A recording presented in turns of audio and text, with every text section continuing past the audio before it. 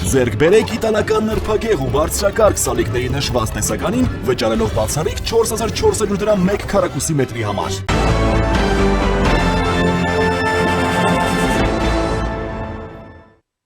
Հունիսի 5-ին պաշտոնական այցով Երևան է ժամանել Ռուսաստանի Դաշնության Դաշնային ժողովի Դաշնության խորհրդի նախագահ Վալենտինա Մատվիենկոյի գլխավորած պատվիրակությունը։ Վալենտինա Մատվիենկոյին Զվարթնոց օդանավակայանում դիմավորել է ազգային ժողովի նախագահ Ալեն Սիմոնյանը։ Այցի շրջանակում նախատեսվում են հանդիպումներ Հայաստանի բարձրաստիճան պաշտոնյաների հետ։ Այսօր առավոտից տասնյակ քաղաքացիներ ազգային ժողովի դիմաց իրենց բողոքի ձայնն են բարձրացնում ընդդեմ Մատվիենկոյի Հայաստան այցի։ Բողոքի ակցիան սկսվեց միջադեպով ոստիկանը խլեց խոսափողը հանուն Հանրապետության կուսակցության նախագահ Արման Բաբաջանյանի ձեռքից։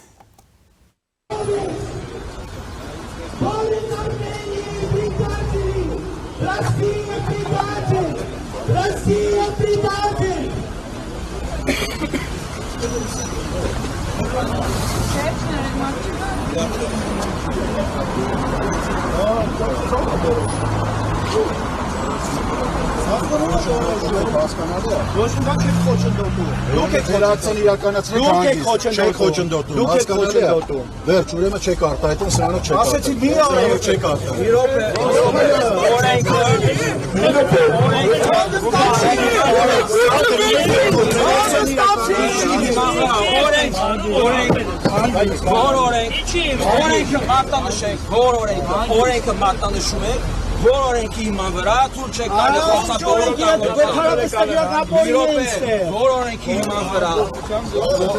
որոնքի իման վրա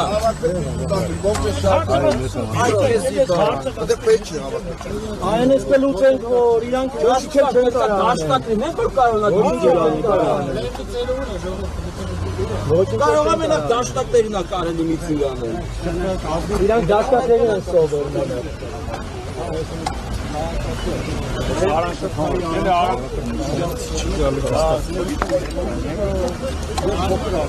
Россия вон из Армении! Россия вон из Армении!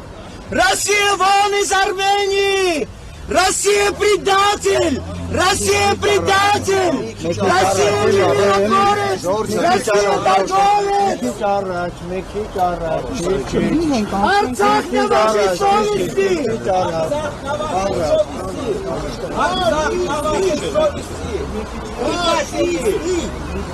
Фашисты!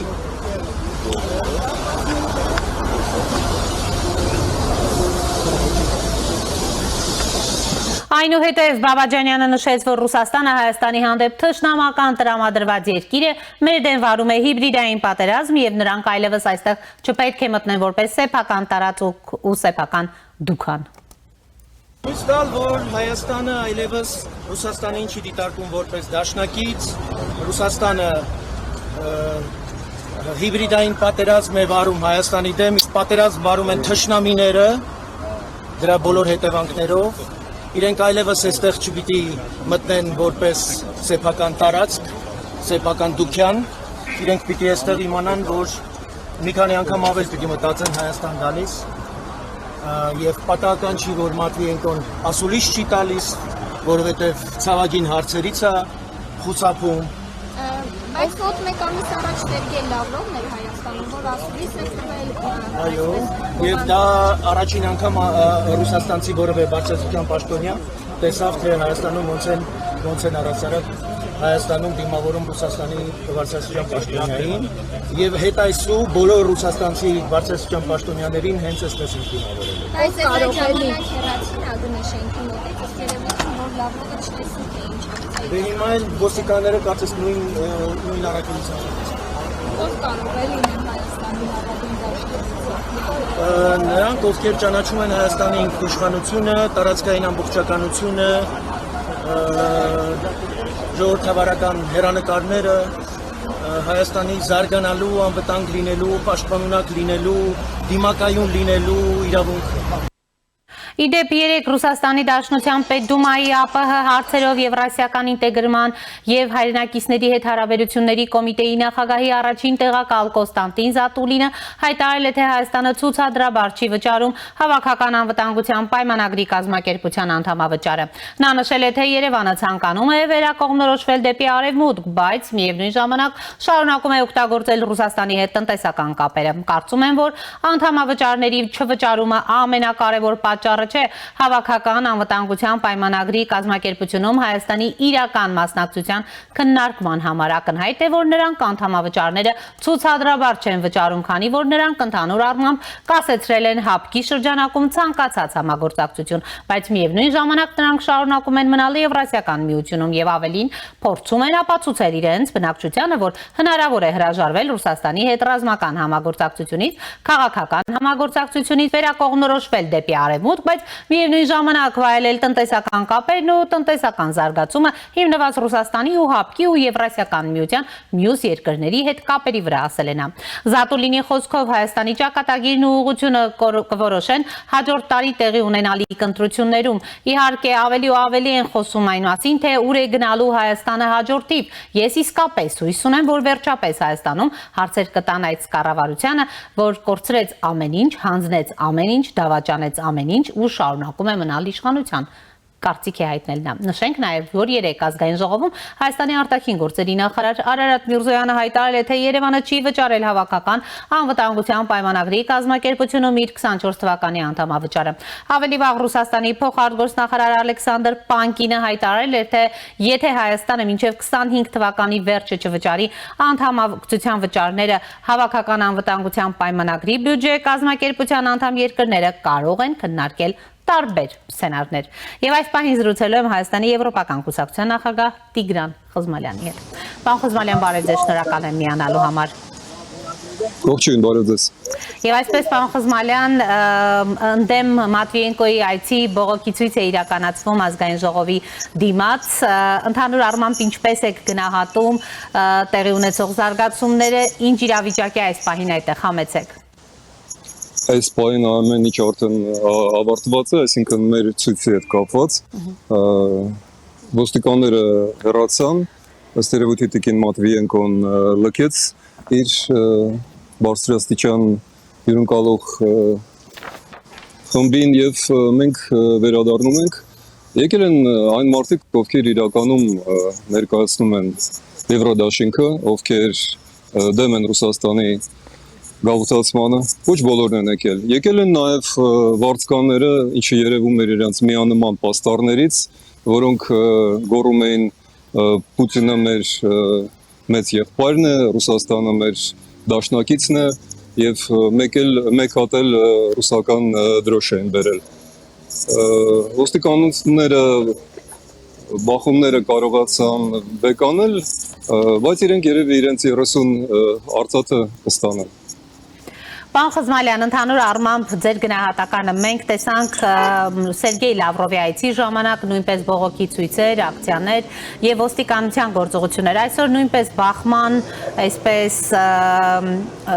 բախում տեղի ունեցավ ոստիկանության եւ ակցիայի մասնակիցների Արման Բաբաջանյանի միջև։ Ինչպես եք գնահատում ոստիկանության գործողությունները ընդհանրապես այս ակցիաներին համեցեք։ Գործողությունները չեմ ուզում առանձնապես գնահատել, ոստիկանները կատարում են հրամաններ, մենք պետք է խոսենք հրաման տվողների մասին եւ այստեղ ճակատագրի հեգնանքն այն է, որ դժվար է չհամաձայնվել